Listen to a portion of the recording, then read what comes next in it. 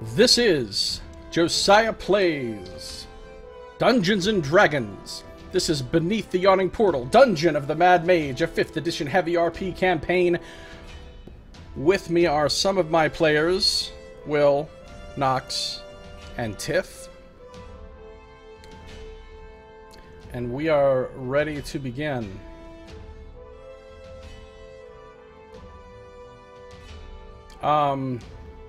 Well, despite the fact that we're pressed for time, kind of, we shall not skip the reading of the recap, as custom must be observed. Knox has written yet another recap. The Chronicler.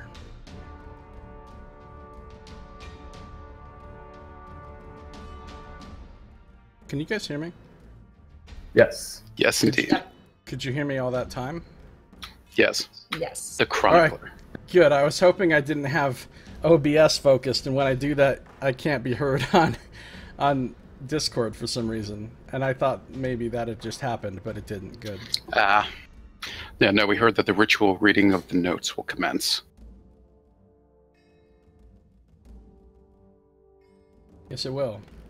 I'll go ahead and read it this time.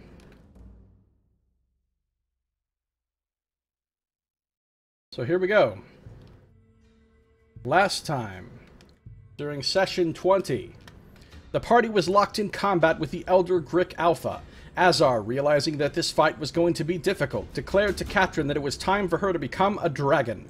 Yet, as he began polymorphing her, he realized it was slightly out of the realm of its capability, causing her to grow instead into a fearsome Tyrannosaurus Rex, pushing the rest of the party out of the way. The overgrown Grick grabbed Roscoe with its tail and hurled him upon the ceiling and into a sort of necrotic zone surrounding the mummified Minotaur and its throne on high. It turned to Aura, assaulting her with its tentacles as she responded by blasting it with a few magic missiles. Katrin, getting the hang of her new form, raged with a terrifying glee as she bit down it with all her newfound might, ripping a gaping wound into it. Necrotic blood whipped out from the wound and bespattered the entire party, coating its monstrous form, which only made it more deadly. Seeing that everyone in the party was injured, some severely, Sardick doubly reinvigorated them through divine channeling and a mass healing word. Not to be outdone by the polymorphing, as Roscoe hurled his shadow blade into the abomination from the ceiling, Midge circled around it and shifted into a brown bear. Azar told the dead, but to his frustration, the necrotic energy actually healed it. Empowered by this necrotic infusion, which it also received from staring down Roscoe, it turned its tentacles upon Aura, flaying her skin and making her fall unconscious as its beak bit into her. Seeing Roscoe fall beside her, Katrin set herself upon the creature, biting even more ferociously into it and ripping a tentacle clean of it. Once again, Sardick invoked the channel divinity of preserved life, restoring Aura to half-life and called down a mass healing word to strengthen the party, as he grew worried that his strongest healing abilities were now exhausted. Midge, as a brown bear, bit down upon the Grick Alpha, doing as much damage as she received from the necrotic blood spewing into her mouth. Azar, searching his mind for spells and failing to find something useful that would also let him maintain Katrin's prehistoric form, found himself looking at Sardick's back, and in a moment of revelation, plucked the tinderbox and ooze-bespattered crusty pants that Sardick had taken from the entry room so long ago. Those words, though. Yeah. In one single stroke, Azar freed himself from the potential of being offered the pants to wear, since his were once again shredded, and provided light for the beastly party members by setting the pants aflame and tossing them near the Grick. Unwilling to allow this advantage, it grabbed Midge with its tail and hurled her into the necrotic zone on the ceiling, after again necrotically feasting upon Roscoe, bolstered by the makeshift subterranean Yule log that the cheerily burning pants provided. Aura, Roscoe, and Katrin simultaneously blasted it with a lightning bolt, a shadow blade attack, and more massive damage from T-Rex teeth, as well as tail, causing the Elder Grick Alpha to die. It is said, however, that some Minotaurs have the ability to shrug off death itself for one precious moment, and if they were to find the means to heal themselves in that time, death's grip would be turned aside. The Elder Grick Alpha had been feeding on the mummified Minotaur for a long time, and this external energy preserved it for that one brief moment. With supernatural speed, it fixed its gaze upon Roscoe and fed upon him again, restoring life to itself while bringing him to unconsciousness. It further strengthened itself as it grabbed Aura and hurled her upon the ceiling into the necrotic zone. Midge tried infesting it with fleas, which it was unconcerned about, and called some life back into Roscoe. Aura, still caught in the necrotic zone and barely clinging to life, still managed to blast it with 3 scorching rays, covering it in nasty burn marks. Finding his own magic faltering, Roscoe threw a dagger at it, which cut a small slice into it. Sardick, looking fearfully past the monster at the 3 party members severely injured on the ceiling, realized he couldn't help them, and instead summoned the strongest guiding bolt bull he could muster, which leapt from his shield and rammed into it with terrifying momentum. Meanwhile, Azar discovered that the screams of the Elder Grick Alpha were attracting the regular Gricks to its aid, and Misty stepped away from them into the room before alerting the others. What did I just do? I just did a bad thing.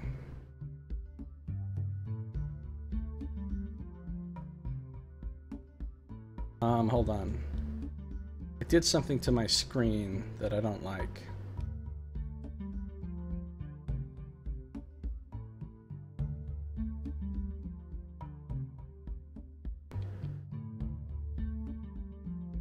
Okay, I fixed it.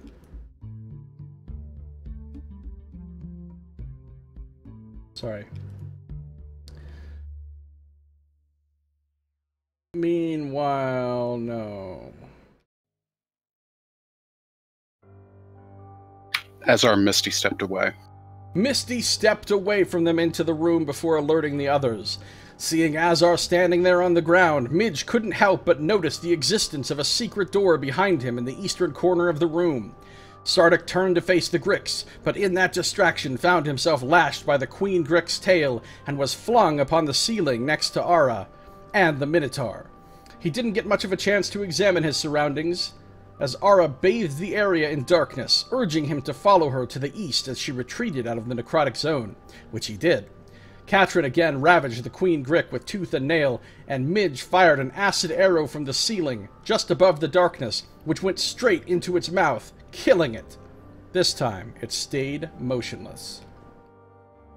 Turning to the small Gricks, Katrin the T-Rex easily shredded the first one, while Aura and Roscoe destroyed the next one with magic missiles and a thrown dagger, prompting the rest to scatter away down the tunnels. Sardick walked down to the floor, carrying Midge down with him, who was still interested in the secret door. She thought she could hear the faintest sobbing through it, but couldn't find the actual method of opening the door, though Roscoe came by and discovered it instantly. They began talking about the door and what Midge heard from the other side, but decided they really needed to rest, with so many of them gravely injured.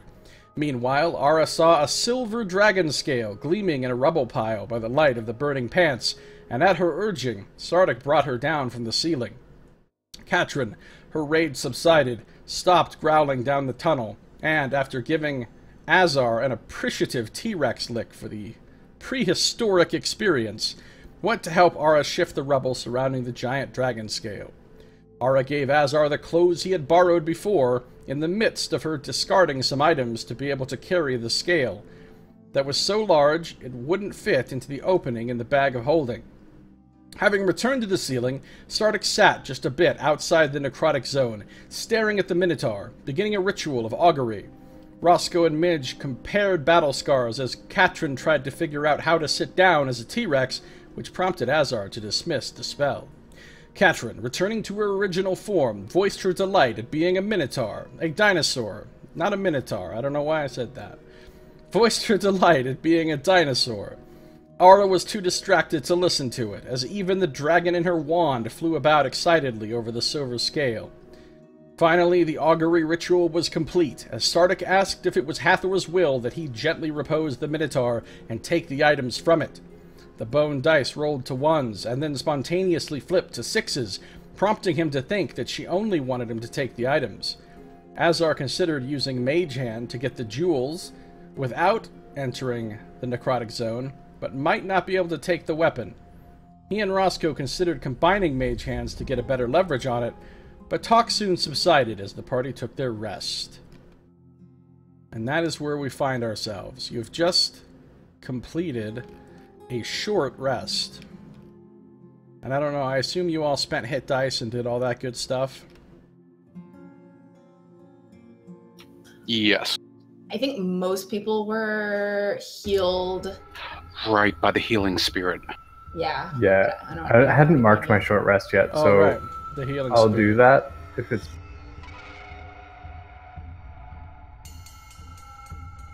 Sorry, is that a confirmation that we have a short rest good, though? Yes.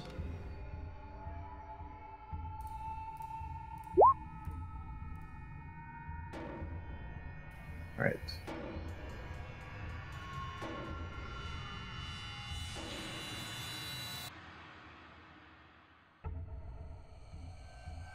So this map is a real mess. Necrotic zones, and the other thing was darkness, right? Oh, it's darkness. Yeah, that should Yeah. be down. That's gone, Yeah, yeah. he did drop the darkness.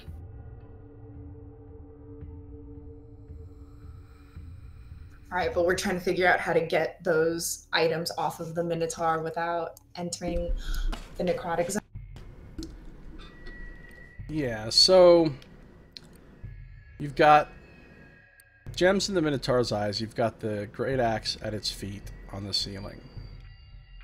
You haven't done anything with the corpse of the creature yet.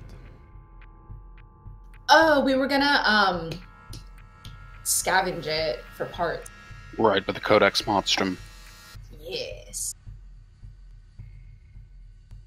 Yeah, I think once we finish the short rest, so if we're good with that, then we can start interacting with some of the things we were a little bit scared to mess with. The short rest is all good. So Roscoe can start dissecting, I guess, while other people do things. If it looks like you're about to go dissect, Midge would give you guidance. All right.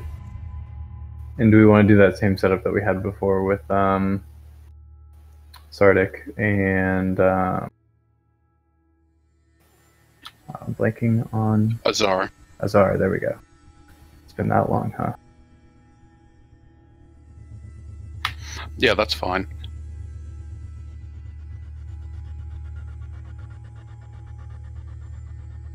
All right. So thieves' tools check. Is that correct? Yes, the heart of this creature is what you're going for this time.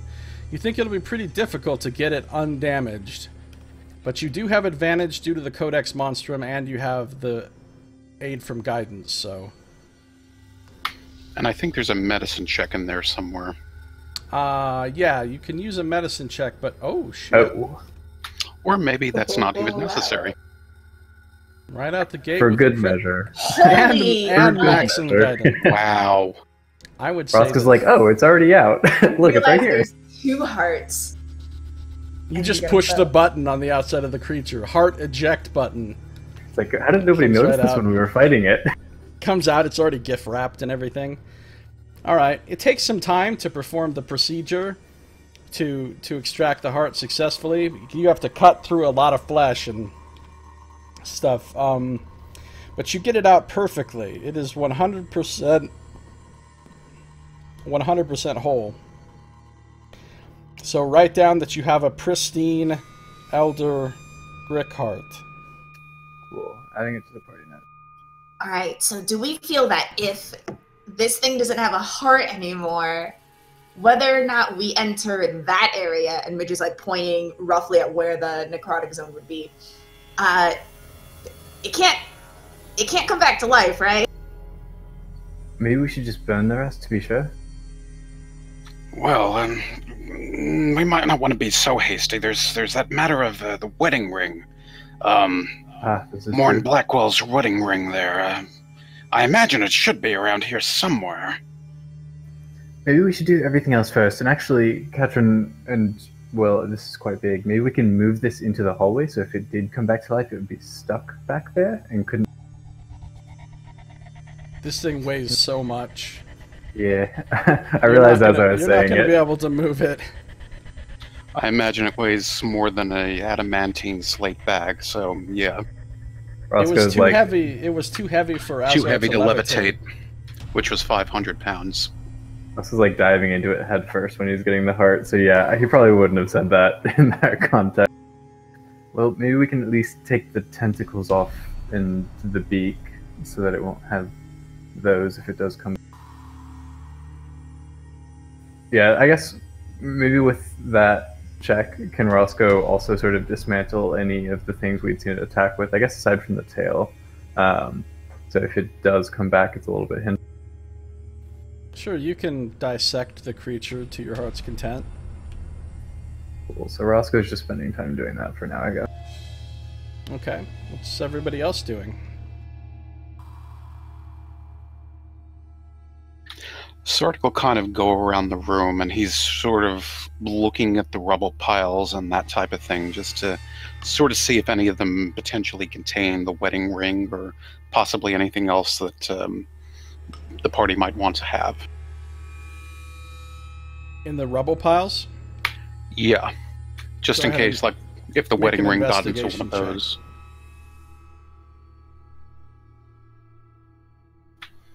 Yeah.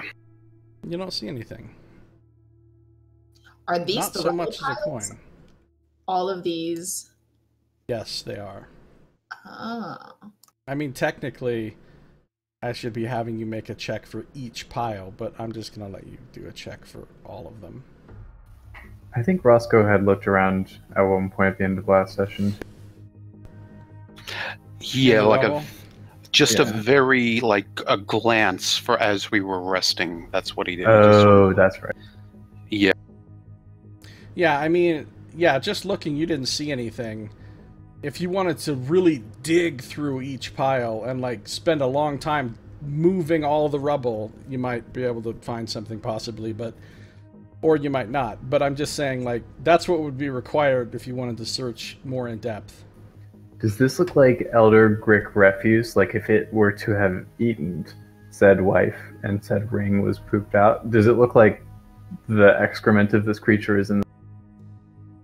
You don't see anything that looks like excrement of the creature. Interestingly enough. That is interesting. In fact, as you've done so good with your roll and with the Codex Monstrum, you don't think it was really technically alive, even when you fought it. You think it had become so infused with necrotic energy that it had become almost a form of undead. But not quite undead. Just more like a being.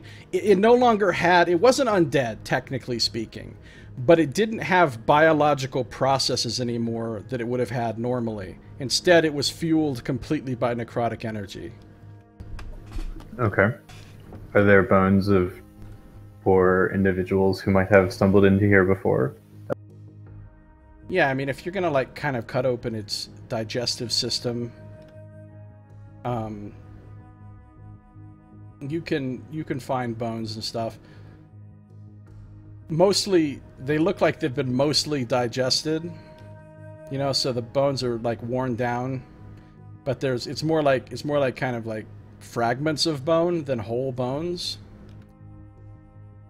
And make an investigation check, Will. There it is. The balance. Wow. You don't find anything else in there.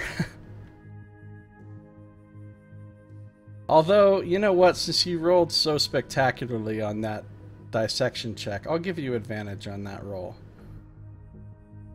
which will make it a success. And you do find a gold ring, similar to the one that Morin Blackwell had. Huzzah. Aha! Looks like we found it. But I guess this answers a question that, well, I guess it wasn't really a question. In addition, you find a total of 37 platinum coins inside the creature. No gold coins, no silver, just platinum. That's a lot of money.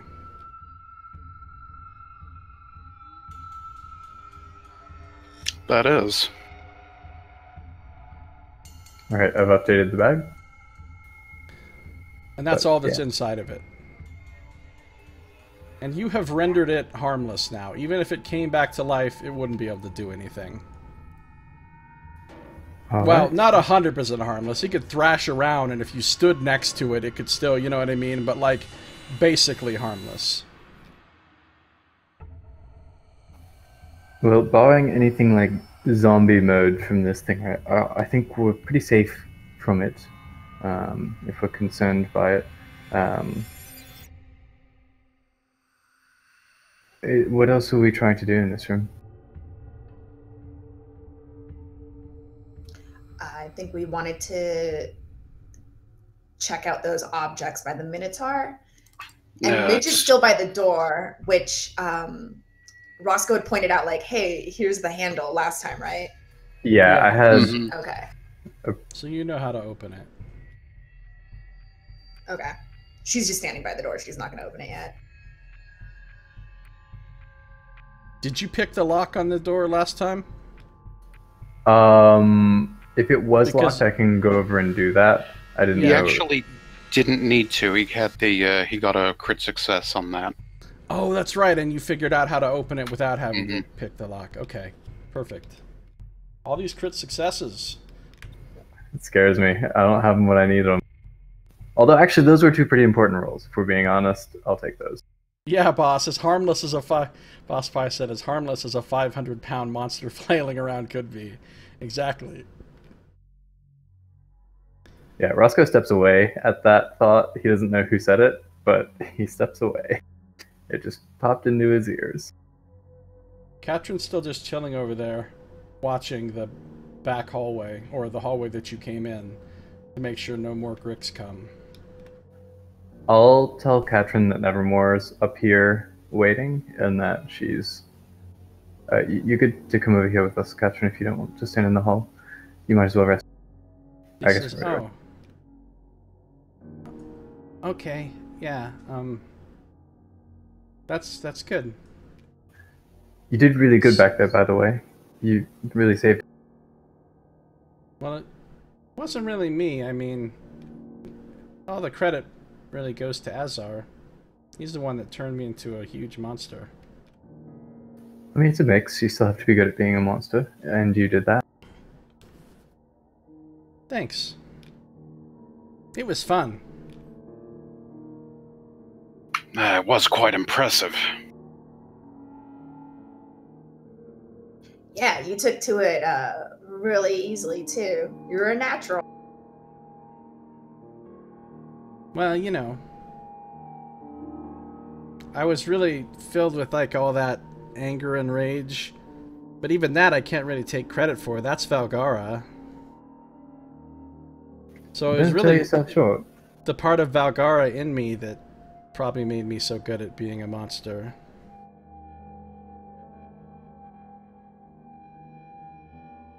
Although I have bit people in real life, so I guess maybe I had a little practice. I wouldn't want to be on the receiving end of your bite, seeing what I just saw back there. So, anyway, Sardick, was this something you were trying to do up there?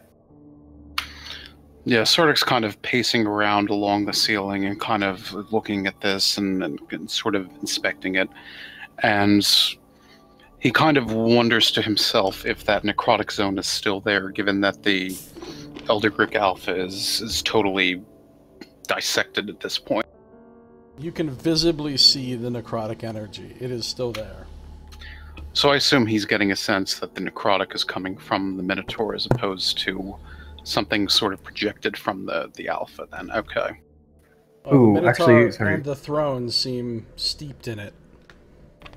I feel like Scito might be angry with us if we forget the gem eyes, were they in the Grick or were they in the Minotaur? In the Minotaur, in the Okay. eyes. Okay. And you see that Azar and Ara have both gone into Valgara's possession passive mode, where she's clearly possessing them, but she's unable to express her personality through them at this time.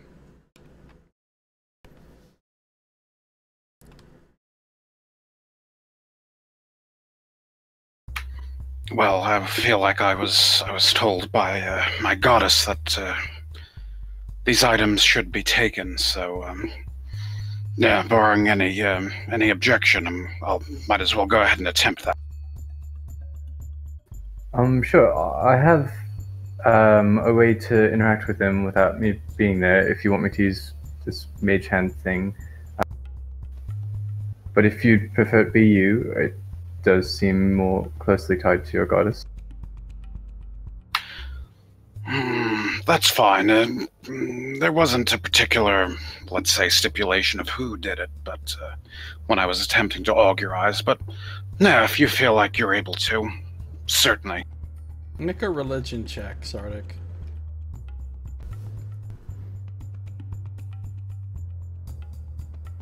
Alright, it wasn't very hard to figure out. You think that really the necrotic energy is coming from the throne, not from the Minotaur mummy itself.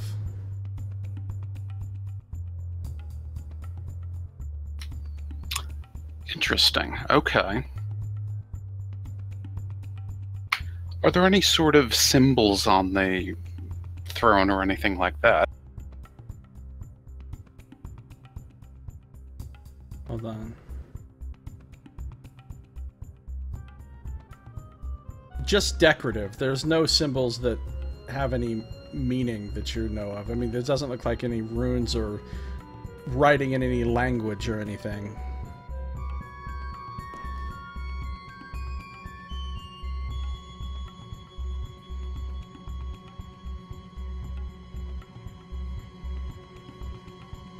Did you hear that? Yes. Okay. Yeah, sort of kind of considers this, and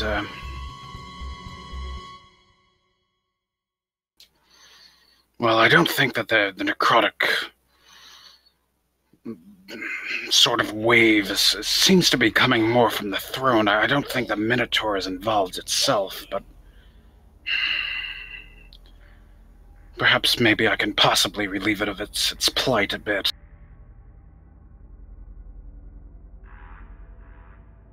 And you can kind of see Sardick kind of stretching and flexing on the ceiling as he kind of looks at it and seems to be considering something. As you look at it, it almost looks, Sardick, like the Minotaur. It almost looks like it looks at you. Like, you didn't technically see its head move, but before it just looked like it was staring off into space with its gem eyes. Now it looks like it's looking directly at you. And something about its mummified face suddenly seems sad to you.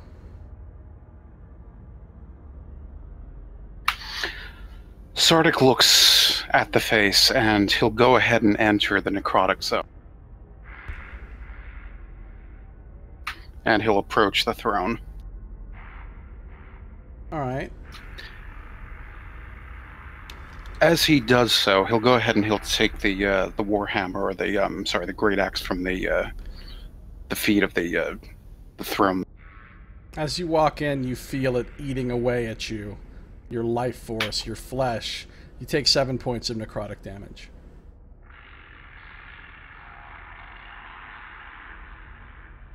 That's fine. And, yeah, so Sardick will take up the... The Elder Grick Alpha does not stir. Excellent.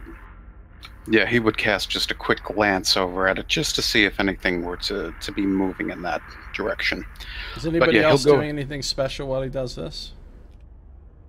I'll be ready, but I'll let him do it. Or do. Midge is gonna cast Shillelagh on her staff and just be at the ready. Okay. Alright, go ahead, Sardick. Okay, so he's taken up the great axe and he's attached it to his belt there, one of his belt loops, and then he'll go and approach the throne, and he'll, as he's done with party members and pits, he'll go ahead and take the Minotaur and sling it over his shoulder and take it out of the necrotic zone.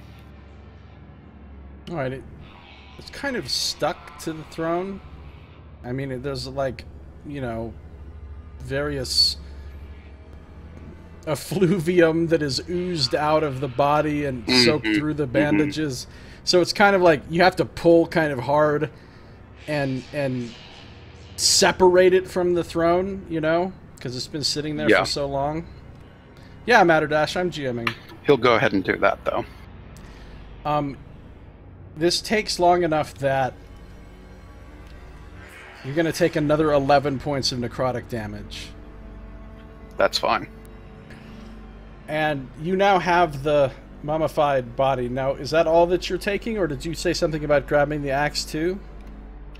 Yeah, first thing he did was he went in, he walked into the zone, and like approaching the throne, since the great axe was on the floor there, he started by taking up the axe and he, you know, put it on his belt or, you know, that kind of thing. And then that's right, went and looked at the throne there. So he did that, got the axe, and then walked up to the throne, and he's now like fireman's carrying the mummified Minotaur, and he's going to take it out of the zone. When you pick up the axe, to your great surprise, there is no resistance. This axe feels like it weighs nothing. In fact, holding it in your hand, it feels like a one-handed axe in your hand. Like, you're pretty sure you could just wield this like a one-handed axe, even though it's a two-handed axe. Really? Like a battle axe instead of a great axe, because it's so weightless. Sardick sort of like marvels at it, like his brow will raise a bit, but obviously he's as concerned with the Minotaur, so he's not going to quite take any practice swings or anything like that at the moment. But yeah, he kind of notes that to himself. So then you're going to take the Minotaur out of the zone, I take it? Yeah, take it out of the zone. He'll bring it down here. He'll go down the floor, and he'll just gently sort of rest it up against the wall, sort of prop it up. So before you get out, you take another 12 points of necrotic damage as it's just sucking away at you. Right, but then you manage to get out. And it's such a relief once you're out of the zone, because instead of having this constant feeling of draining and like your flesh like literally being eaten away from the inside, you get out and it's like you just bathed in a cool pool of water and it feels so much better. Some guy on the internet made the map. I just and he's found it going to online. press the Minotaur down on the floor there. You can relax now. There's no more pain. There's no more suffering. Just be at peace. And let me take those gems that must be bothering you as well. And he'll go ahead and gently remove the eyes, the gem eyes from the Minotaur, as he was instructed to do by the augury. Okay, so you don't even have to remove the eyes, because once you pull it out of the zone, it starts to crumble, and by the time you get it to the floor, it has been reduced to dust and bandages. But before the last part of it to disintegrate is the head, and before it does, you're sure you see it actually move slightly to look you in the eyes, and somehow you get the impression of gratitude from its face, and then it is dust. Sardick will kind of smile sadly as he sort of cups the head, before it disintegrates, and then all that's left is the two gems in his grip. Be at peace, old one. Be at peace. And that was a point of inspiration for you. I mean, you already had one, so it goes into the bank. Excellent. And the gems are just freely takeable now. One of them is a tourmaline, and one of them is a zircon. You're not 100% sure what they're worth, but Roscoe would be. Do we want these in the bag, or is Sardick keeping them? He would take them over to Roscoe to kind of take a look at them. And he would also, like, he would have his hands still open, sort of like from when he was cupping the, the head.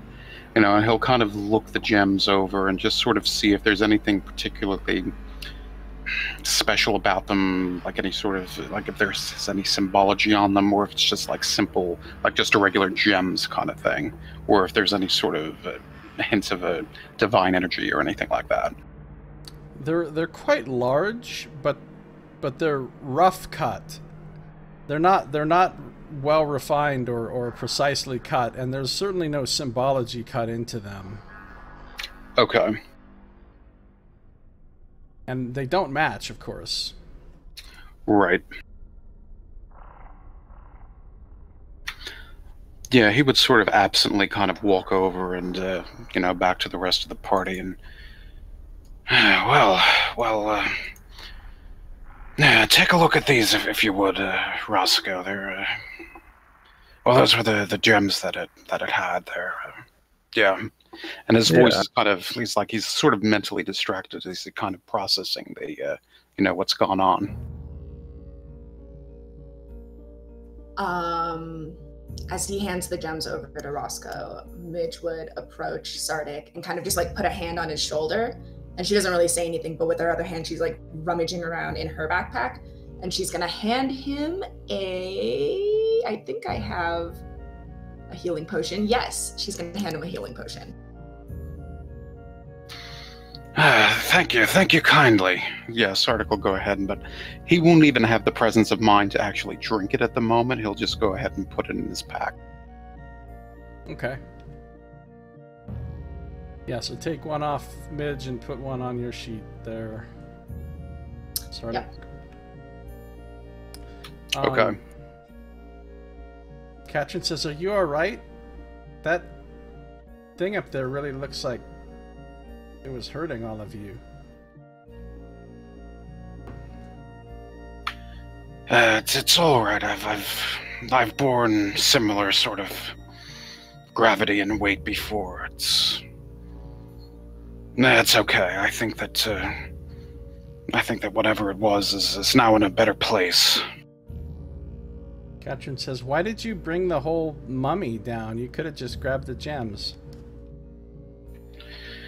I could have, but I got a sense that it was looking at me, and I just had a feeling that it was in pain. One of the forms of the Wyvern Jack is a Minotaur, and he had been taken to the far realms. He was abducted, and just the thought of perhaps him having possibly been deposited here somehow, well, sort of a symbolic sort of alleviation to his pain. Katrin's kind of nodding as she listens, but you can tell from her facial expression that she doesn't really understand what you're saying. She's like, "Oh, okay." But you get the sense that she doesn't really get it.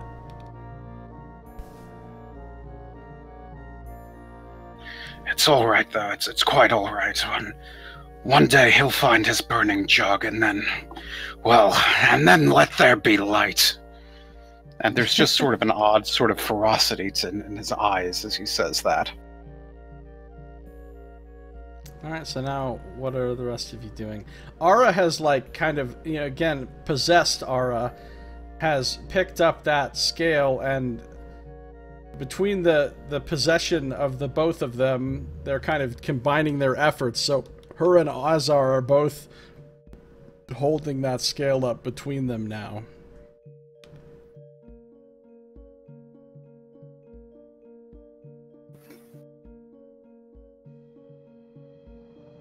Do we want to try this door? Did you look at the gems, Will? Yeah. Roscoe would have when Sardick was holding. Alright, you can write this down. Tourmaline is worth 100 gold. The zircon's worth 50 gold. And Sardick, you sense that you can attune to this axe, which has a shadowy, like a sheen of shadowy energy along the very edge of it. Sort of almost looks like Roscoe's shadow blade, but it's just a very thin kind of layer of that sort of shadowy energy along the blade. Interesting. Okay. And like I said, it's weightless. Does it actually like float at all, or is it just like just it feels weightless as you carry it kind of thing? It doesn't float. If you let go of it, it will drift slowly to the floor. Gotcha. Whoa! Katrin says, wow, look at that axe. That's pretty impressive. It is, isn't it? And Sardick will kind of, he'll pull it off of his belt and sort of look at it and sort of give it a couple of swings. It's oddly light, like exceptionally light. You wouldn't think of it if, I'm not really proficient in a great axe, but this feels like it's more of a one-handed weapon at that point. You don't even need two hands to really get a good cleave on it. And he'd sort of turn away from the party, he'd sort of give a stroke of his demonstration, like a slash across the air.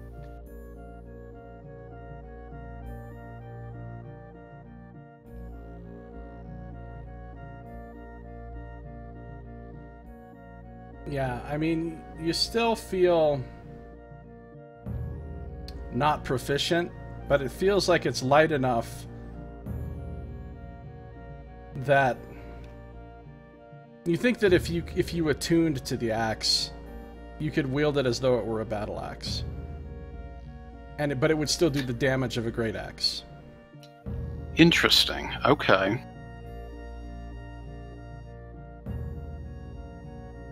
But you think you'd need to fully attune to it for that. Katrin says, "Can I feel it?" Certainly, and he'll offer the handle to her. So she swings it around. Whoa! How can it be this light? This is crazy. This is really cool. She makes some practice chops against invisible foes, but I like fighting with a dagger. Here you go. Thank you. I think maybe possibly because it was up on the ceiling there where the gravity is acting oddly. Perhaps that somehow affected its weight. Yeah, maybe. So what's everybody else doing? Roscoe and Midge, I guess, is everybody else.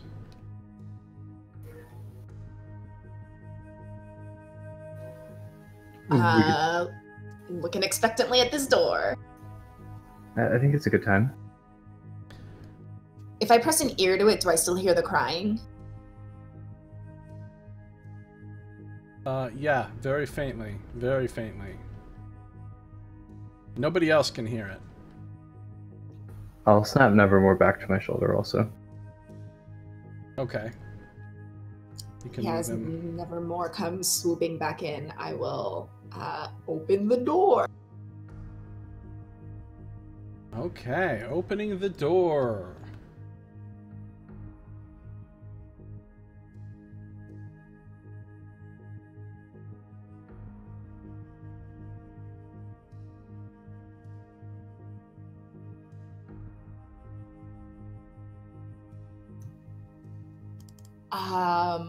Roscoe, do you want to send your bird in, or I can go in, or Nevermore and I can go in together?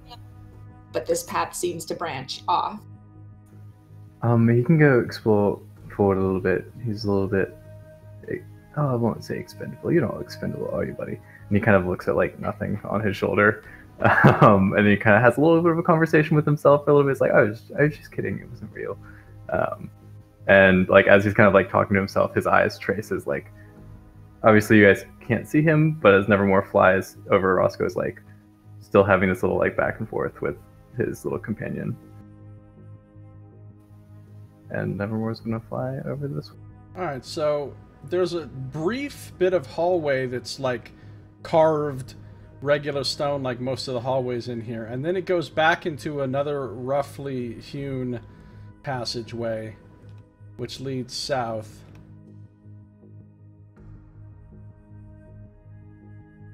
He'll basically continue down this hallway until something that you described might stop him. They're just gonna follow a little behind him. Well, not that she can see the bird.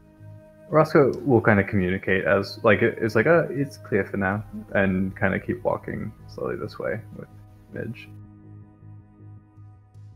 Alright, Katrin comes up right behind you. So Nevermore's going and looking down around that corner? Yeah, until something that you described would be, like, worth mentioning, he'll continue down the hall. Alright, the hallway widens out and goes back to cut stone, and goes sort of diagonally. I'm just going to reveal this whole bit right here. Yeah, it might save some back and forth movement. Nevermore will go until it seems like a good stopping. This isn't working.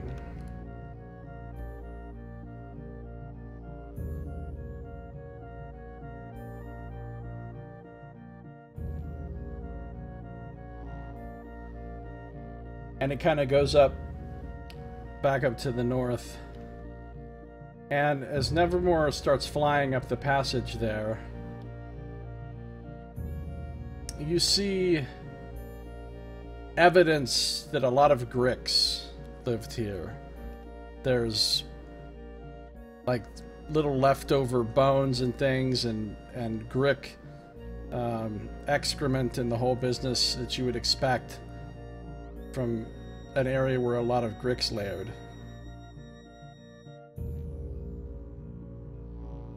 All right. Nevermore starts flying up that way. He can hear the faint sound of sobbing in kind of a... All right. Nevermore will kind of perch right down here on some sort of rocky outcropping, get like this ominous call out to Midge, and that's kind of where Nevermore will stop. He'll even like appear for a moment when Midge is like just in sight so that she can see him, and then go back invisible. Midge is gonna attempt to stealth and continue moving to where she last saw him. Oof. Okay. The call didn't really help anyway. Yeah. You accidentally kick a loose stone and it goes clattering against the walls, bouncing. She like winces and like stops for a moment, and if we don't hear anything, she's just gonna...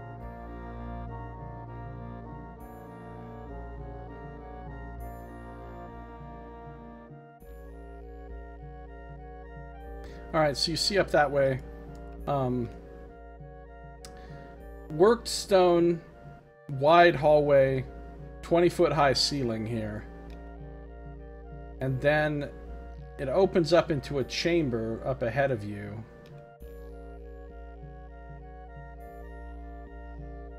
So you can see at least this much of it.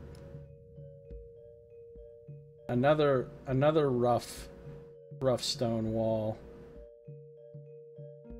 Like part of a cave, but connected to these carved hallways.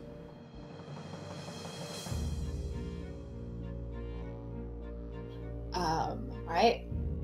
Midge is gonna put like a hand out for everybody else to kind of like wait, and she's gonna keep going. Like hugging this wall even though she's doing really badly at stealth at the moment. Nevermore will kind of quietly fly behind her too.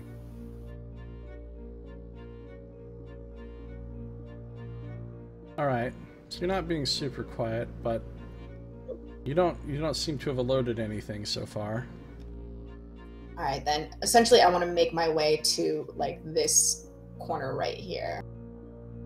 If nothing happens, then that's where I'm going.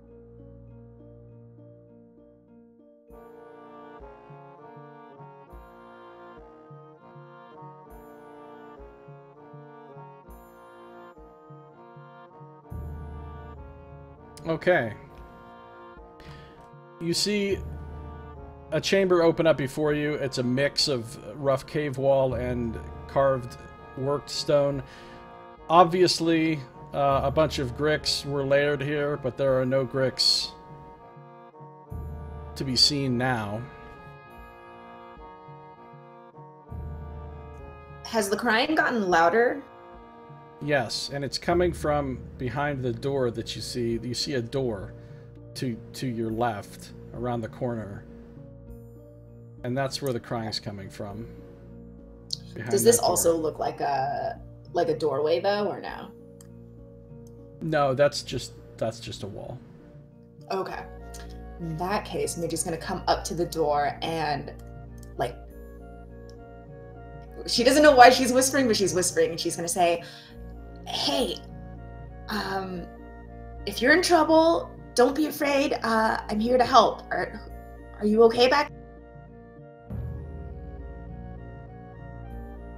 You hear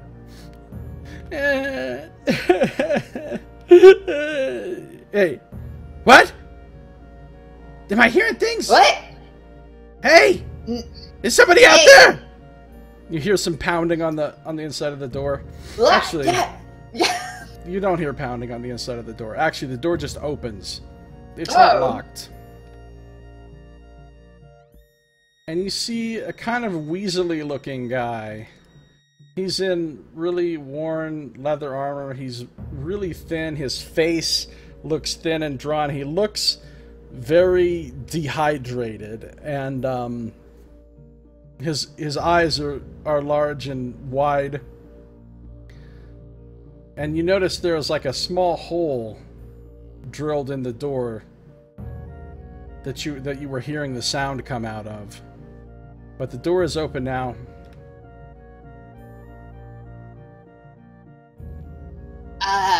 Hi, my name's Midge. I'm here to help you. Oh my god! Oh, I'm so relieved! What happened to the gricks? Are they all dead? The big one, yes. The little ones, kind of. Some of them kind of fled, so you might want to be careful about, just keep an eye out. You got anything to drink? Or eat? But especially drink? It's been days and days!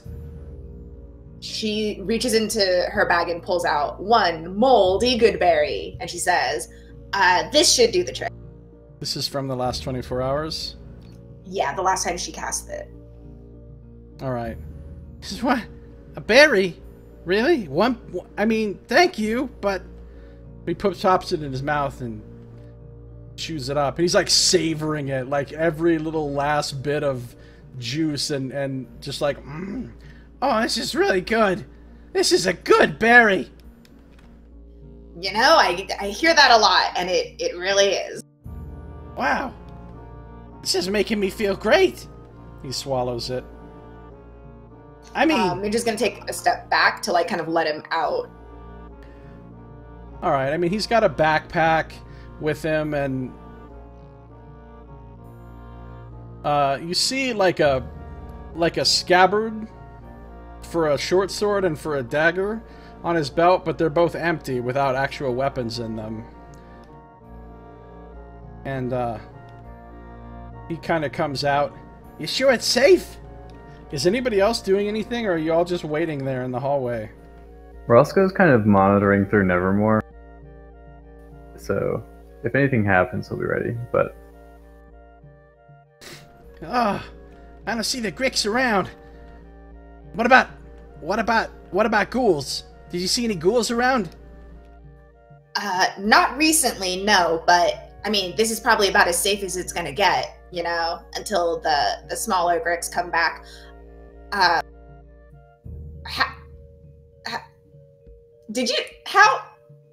are you? And she's just looking at him, and she knows she's supposed to ask polite questions or something, but she can't seem to recall any of the right questions to ask. What are you doing down here? Well, I was with some adventurers, but they abandoned me. They abandoned me when some ghouls attacked us, and I ended up alone, and then I get attacked by all these gricks because I was kind of lost, and then I kind of had to just seal myself in this little room and wait. But I ran out of food and water, and I've been in there for a long time, so I thought I was going to die. I didn't even have a knife to take my own life or anything, so I was just like really sad.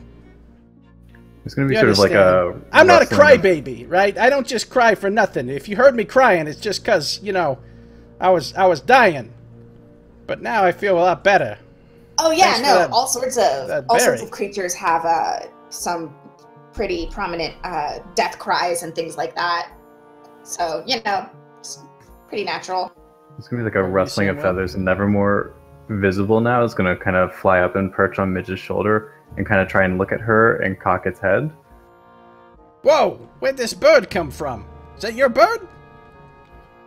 I don't think anybody can really own a bird, but this one, I don't really know if it's a bird either. But speaking of adventuring parties, I guess, I'm with one, and they're actually, you know, some of the people who helped kill that really big grick. So she like peeks her head around the corner, kind of like motions for everyone. I guess if you want to leave this area with us, that should be okay. Right, there was a really big one? I didn't see a really big one, but the small ones are scary enough. I lost my weapons in the ghoul attack, so I can't even defend myself. He looks at the bird and he kind of says, "Oh yeah, magic berries and birds. You're one of them druids, right?" Yeah, that I am. That's cool. We didn't have one of those in my group.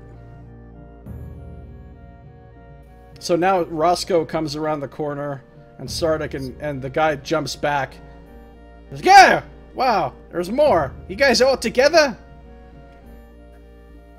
Yeah. And Roscoe's gonna hold his hand out, and Nevermore's gonna sort of like flap over to it, and as he kind of like lands onto the hand, meld back into Roscoe's shell.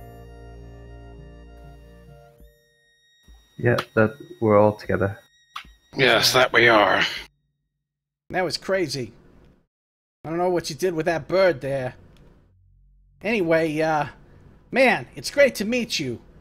You seem like, well, you're a lot nicer than my last group. And, thanks. And he spits in his hand, and he holds it out to Midge. I'm Kaleem. Without even thinking, Midge, like, does the exact same thing. She'll spit in her hand and then shake his. Nice to meet you, Colleen. Colleen, I think we have some paper for you. He matches the description of one of the people we have summons for, correct? Yes, he does. This description of Kaleem the Weasel. All right. Roscoe will kind of like shuffle through his papers or his bag and be like, "Oh, it's in here somewhere." One of the fine fellows of Daggerford. If Azar was not possessed, he would recognize him immediately. Wasn't that quest given to us by the dude who we killed because he was possessed by a... yeah, I think. Ooh, how are we going to turn this... No, that was that wasn't Gillester Silvermane through Volo. Oh, right. Okay, yes. So then Roscoe will kind of like pull out the summons and be like, I think it might be good for you to head back up to the Yawning Portal. I think somebody would like to speak to you up there. Somebody like to speak to me? Who? His eyes dart around nervously. I don't like the sound of that. I didn't do nothing.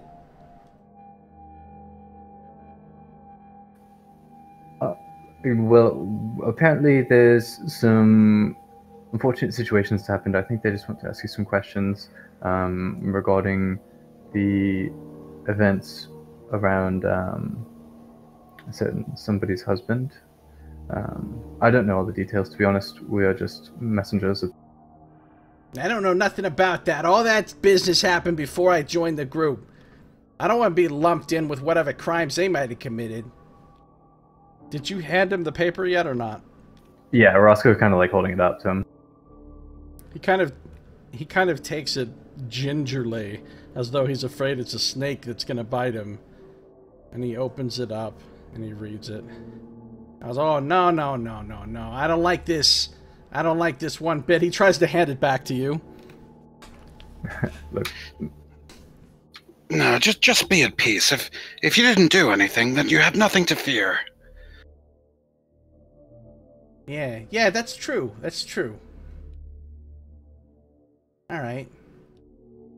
Well, I think you should be heading back up to the Yawning Portal anyway. I don't think there's much for you down here right now. I kind of don't know how to get back. And I'm we- kind of scared to walk around in here alone, unarmed and everything. Could you take me? Do we recall, didn't we encounter some of his party members who are, like, dead? Like, we encountered their corpses? Or... No, Well, but you undead. encountered Halath Gark, the Revenant, who was a party member of his. Ah, okay, that's who we encountered. Okay. Well, the good news for Halith now is that if he finds us, we're all in one place. But That is convenient. One-stop shop. I kind of look at the rest of the group and shrug. Well, we're not heading back anywhere in particular, right? We were kind of just hoping to find our way further down. I mean, we can at least escort this guy back to the well entrance. That is true. and a long rest wouldn't be too bad for me either. I've unfortunately exhausted most of my divine magics dealing with that, well, as we were dealing with that, overgrown grick there.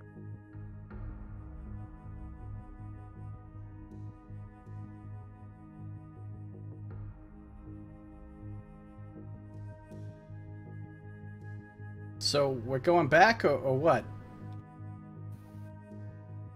I think Captain so. says, I'm feeling pretty good, honestly. I mean, if you guys want to go rest, that's fine. We can go rest, but I'm fine either way. We know there's one more Xanathar outpost down here. Hey, Weasel, you wouldn't happen to know about another Xanathar outpost down here?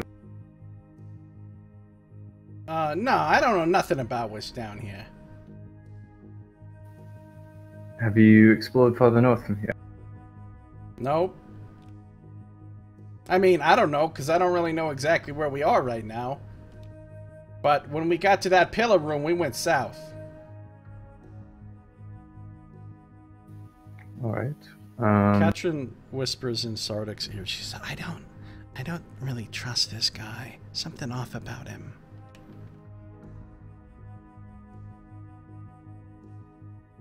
That's possible. You might be right. He does seem like a shifty sort of sort. Well, we're not supposed to go north until we've dealt with the last of these Xanathars, though honestly I don't see what's stopping us. We know that we might be able to go farther south from the one room, but honestly we're probably going to be swinging back by the main entrance anyway. We might as well drop him off. I'd really appreciate that. Thanks a lot. Any of you got, an extra weapon of any kind? Just anything. Something small. Yeah, Roscoe hands him one of the daggers that's still a little bit gross with the Elder Grit gore because he threw both of them recently. It's like, yeah, you can borrow this. What's on this? What did you do with this? We've been fighting a lot down here. Alright, well, thanks a lot. He's kind of like wiping it off. Thanks, I appreciate that. What'd you say your name was? Oh, I'm Roscoe. Hey, good to meet you, Roscoe. He spits in his hand and sticks it out towards you this time. He kind of Midge looks at Roscoe expectantly. Roscoe kind of like eyes it and like reaches the hand out really slowly and like winces a little bit as he shakes it, like yeah. And then like as soon as he like does that, he kind of like turns his body so he can wipe it on his pants. It's like a warm, wet handshake. Alright. So Katrin's eyeing Kaleem very, very intently. Her eyes are a little bit narrowed.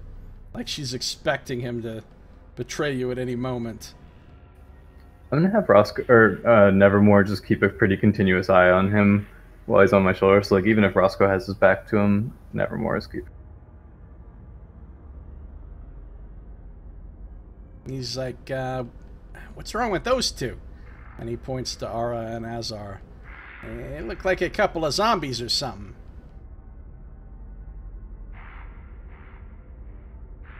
Well, we've got a sort of a spirit following us around. It's on occasion it seems to kind of drift between two of us and kind of try to decide which one it actually wants to inhabit for a moment or so. What? That sounds terrible.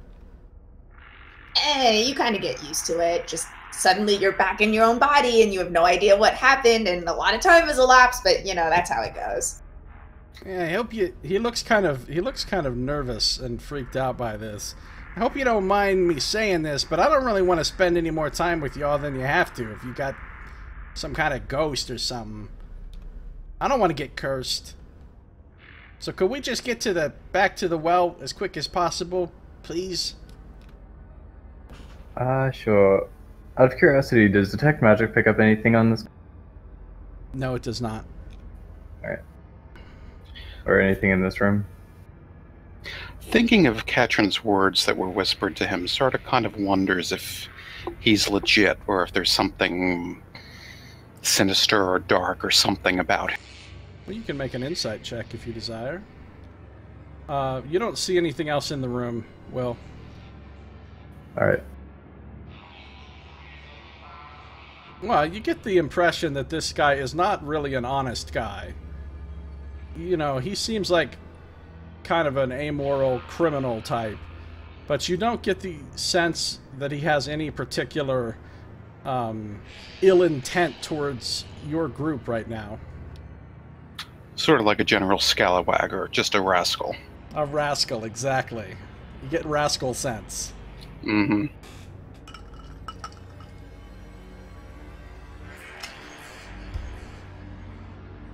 He'll kind of lean back toward Katrin and go, I think it's just sort of the sort of run-of-the-mill, rascally kind of sort.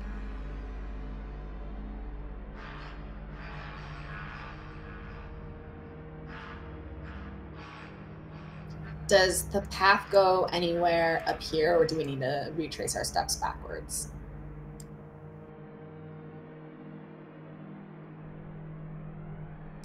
Oh. I'll make it simple for you.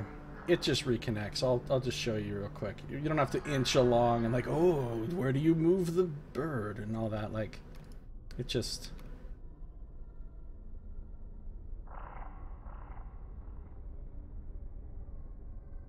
Perfect. It just reconnects. Well, those Gricks certainly cleaned out in a hurry.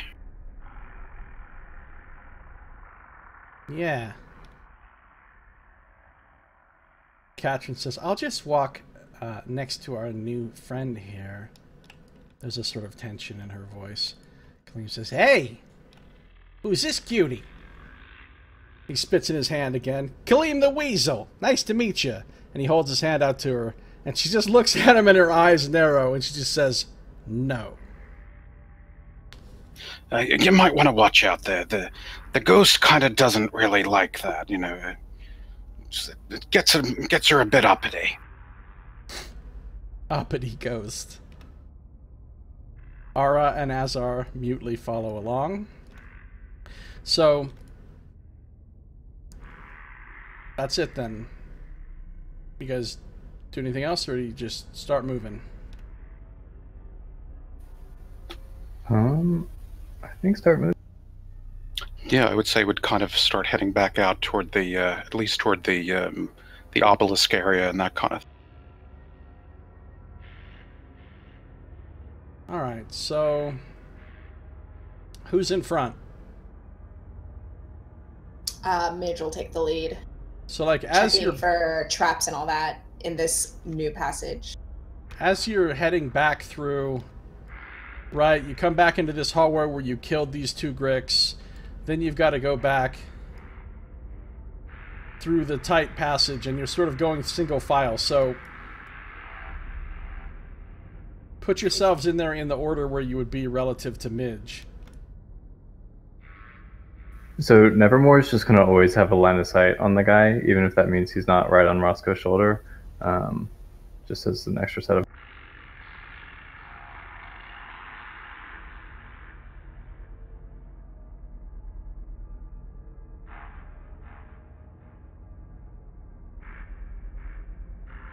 He has Nevermore where? Nevermore's just always going to have a line of sight of our Colleen friend here. So like if Roscoe were to round a corner, Nevermore would make sure that Colleen was still in sight. Alright, so...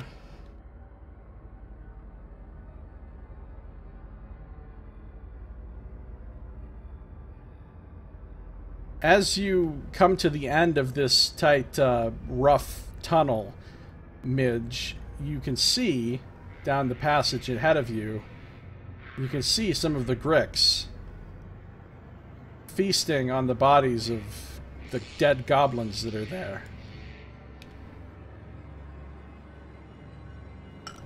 Seeing that, I would stop and kind of like motion to Roscoe and Sardick, who are right behind me, and kind of like point ahead and just whisper, "Grit." We'll play telephone down the line so that by the time it gets to Catherine, it sounds like there's a prick up there. Nice.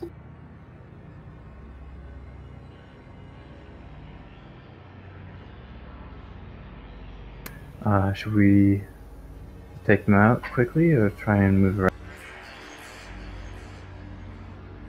We might be able to sneak past them if we're heading upward. Problem with heading upward is that we're going to pass right by where we left the Revenant. And I'd rather get that a bit of this. Oh yeah, we would. That's very true. We would get through this area.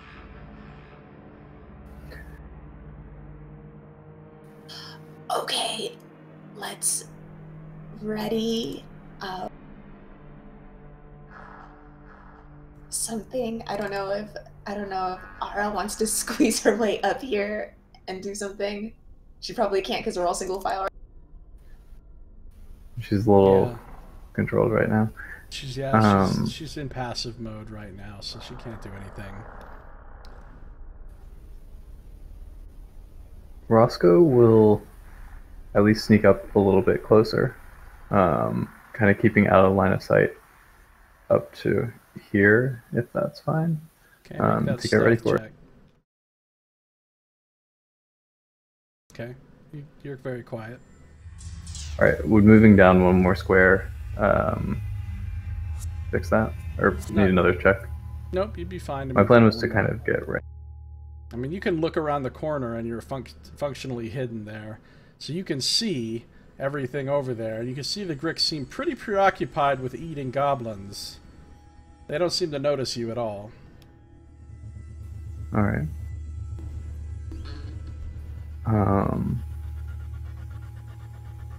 Do we want to trigger this? We can. Hold on. If it looks like if Roscoe's making any sort of like motions that he's gonna attack or start an attack, I would like to wild shape first. Oh wait, no, it doesn't matter. I can do it as a bonus action. Nope, I'm not Circle of the Moon. I cannot do it as a bonus action. Not So yet. yeah, is Roscoe looking like he's about to? Is he like pulling out his weapon and stuff? Yeah, well, Roscoe's always got a weapon out. He can't technically put it away, but he'll kind of like turn back to Midge, make eye contact, do like a little bit of like one of the like football plays where he's like, or like not the football, like stealth plays where he's like pointing at his eyes and like over at a Grick and like trying to mime like a fight thing and like back at the Grick, back at Midge. But I feel like I need to move out of this space though, in order to wild shape because I don't want to block the passage either. So I'm gonna try. Allies Allies can move through you, though, as long as they don't end their turn on you.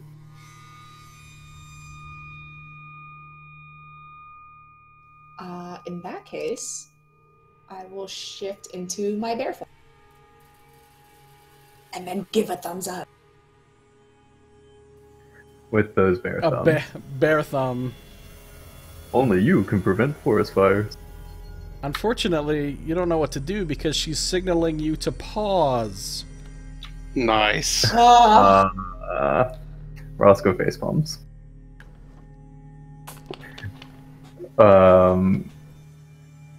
So is everyone good? Sort of kind of looks at Callum the Weasel and kind of wonders, or, kind of assesses him if he seems particularly injured or not. No, he seems fine, health-wise, and now he doesn't look like he's on death's door because of that good berry. He says, "Hey, what's going on? What's happening up there?" Well, do you think you're up for possibly a little bit of a skirmish as we get back to the portal there? Not really, no. I'm tired. Look, I could guard the rear. Katrin sighs loudly. Well, I mean, if you really want... Go ahead. I could kind of, have you considered possibly elevating yourself maybe to another plane? The fuck does that mean? Well, I mean, are you afraid of heights at all? Not really. I didn't think so. You kind of have that grit and spit aspect of a sailor about you. And I can get you up the wall if you want. You can join me up there, and we'll deal with these things. I don't know if I want to be up on the wall. Like, maybe I'll just stay in the back. I'll guard the zombies. Katrin says, "Whatever. It's not like we need him. I can come forward and fight. We're gonna fight? I'd like to fight, actually." She looks kind of excited. So she moves and sort of pushes Kaleem behind her. Certainly, by all means, and he'll actually allow Katrin to go ahead of him as well. Nevermore's gonna actually perch on a rock right next to Kaleem and be visible and just staring at him as a little bit of a threatening don't do anything, but also just to kind of creep him out and let him know he's being.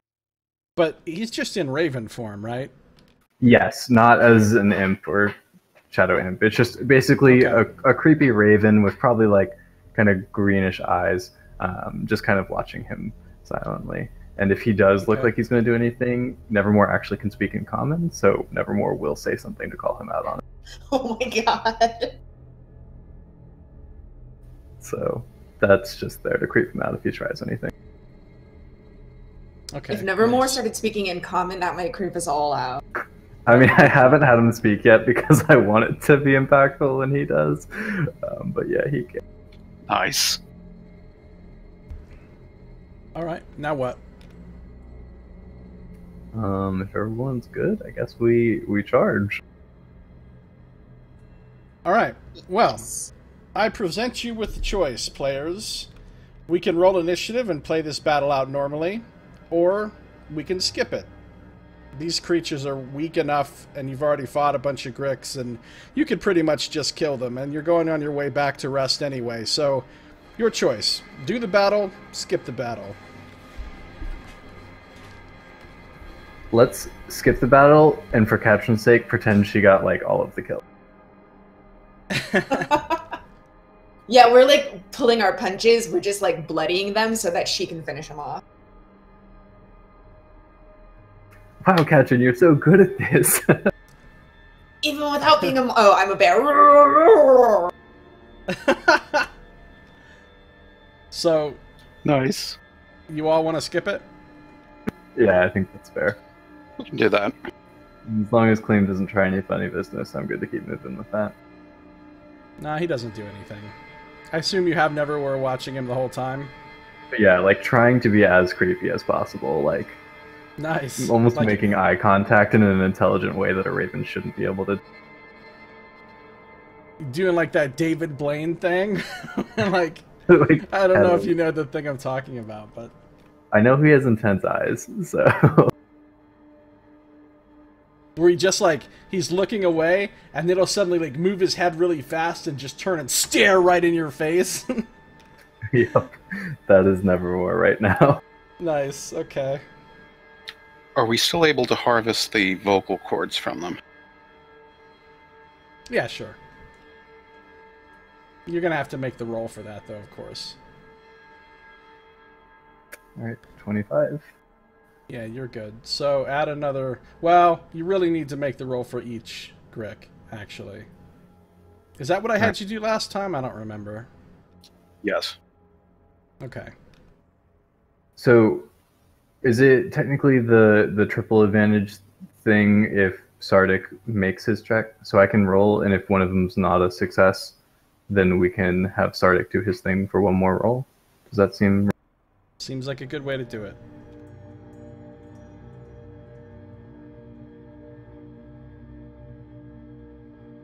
So, all of those are fine. Alright. All of those rolls are fine, so... That's another 6 brick vocal cords that you can add to the list. I mean, we're not going to skip battles very often, but there are certain times when, you know, we don't need to do the battle if you guys don't want to. Gotcha. Yeah, that makes sense. I was kind of thinking the battle would kind of have a, you know, like you'd have there's like a faux battle versus the Gricks here, but meanwhile, there's the real issue is the cow and the weasels doing something crazy over in the side, kind of thing. Like unbeknownst to everyone, dun dun dun, you just lost everything. Like Ara and Azar, while standing there blankly, just lost all of their gear. Yeah, like they're just completely like robbed of everything. Yeah. No, he's too creeped out by the. In fact, I'm gonna give you inspiration for using Nevermore to creep out Kaleem.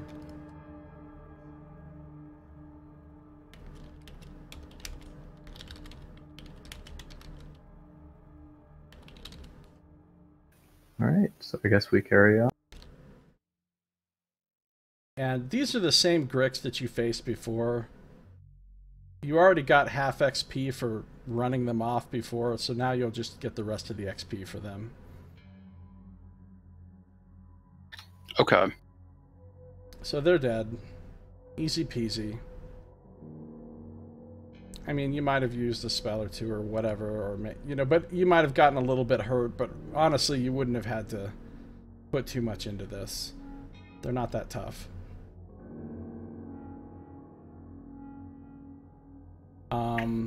And you can proceed. Kaleem's like, hey, that was pretty good. You guys really know how to fight, don't you?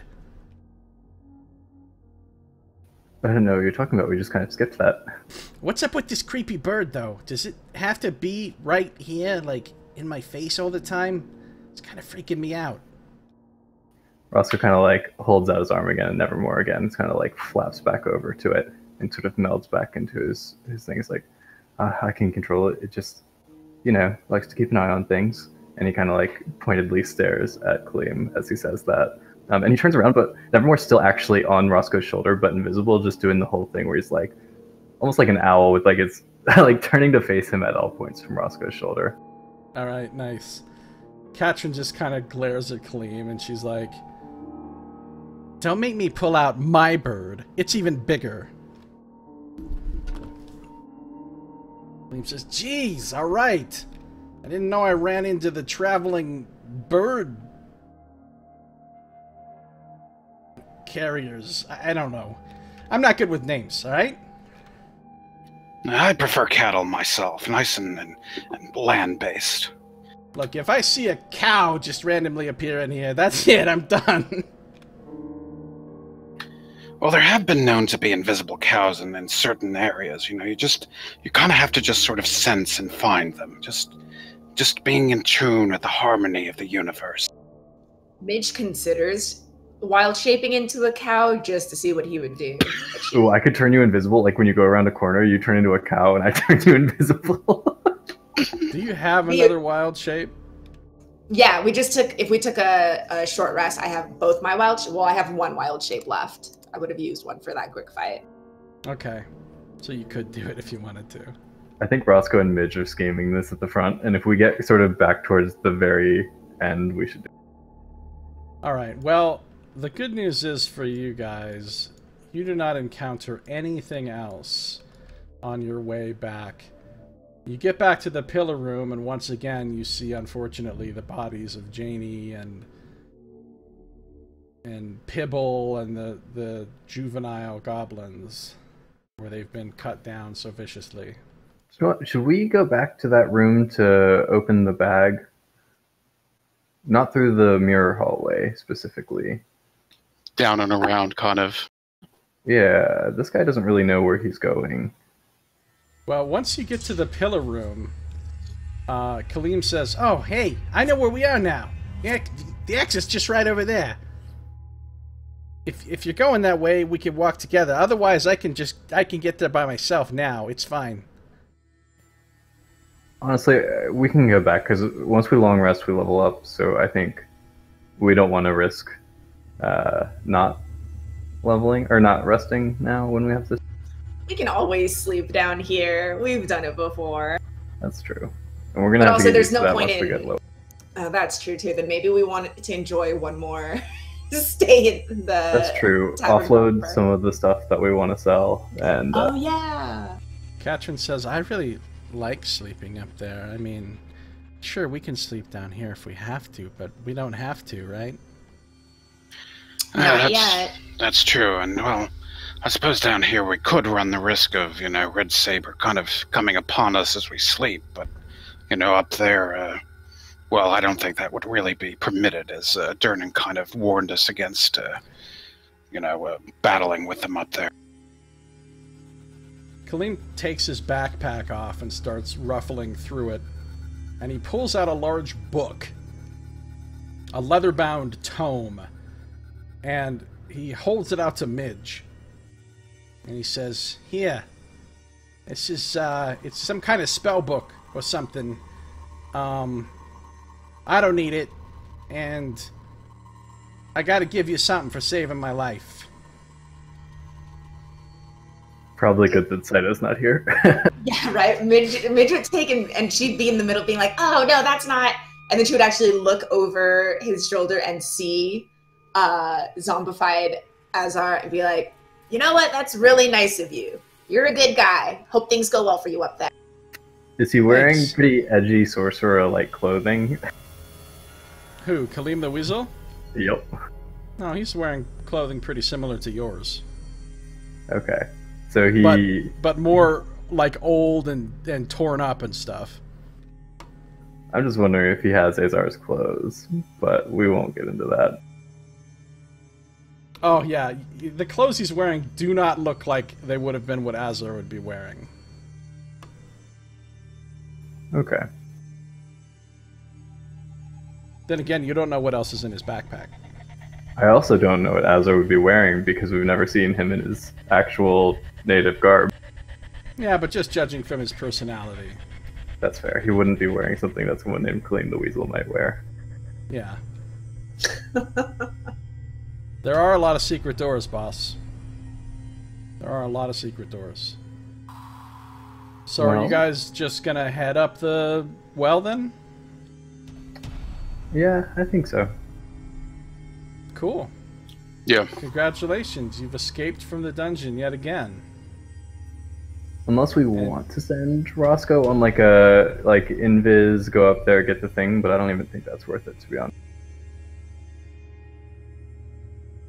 Oh, And Azar and R are still dragging this 40-pound silver dragon scale around.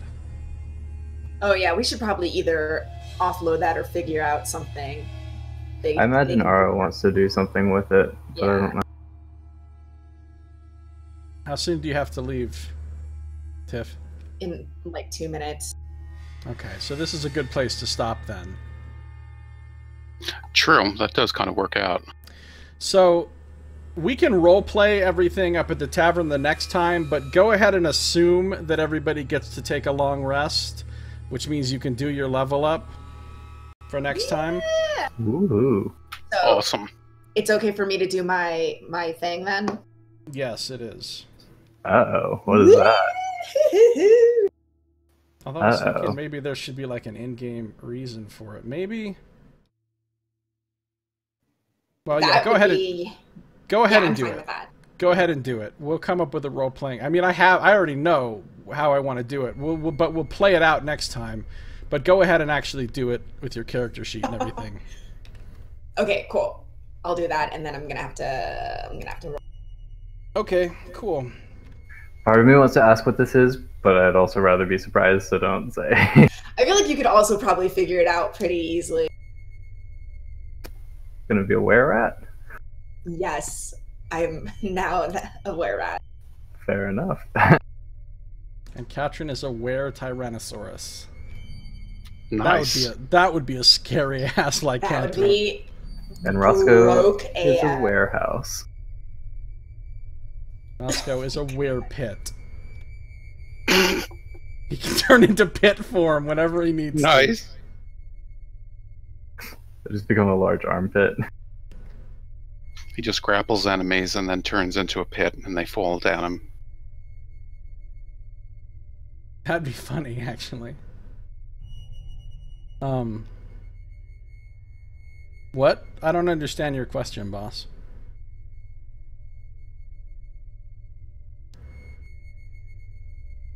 Okay, so yeah. That'll do it for this time. I mean, it's a short session because we're missing a couple players and Tiff had to leave early, so... But let me just close this out for my recording real fast. That's going to do it for this episode. Thank you so much for watching. This has been Josiah Plays Dungeons & Dragons Beneath the Yawning Portal, Dungeon of the Mad Mage. Third level spells We'll see you next time.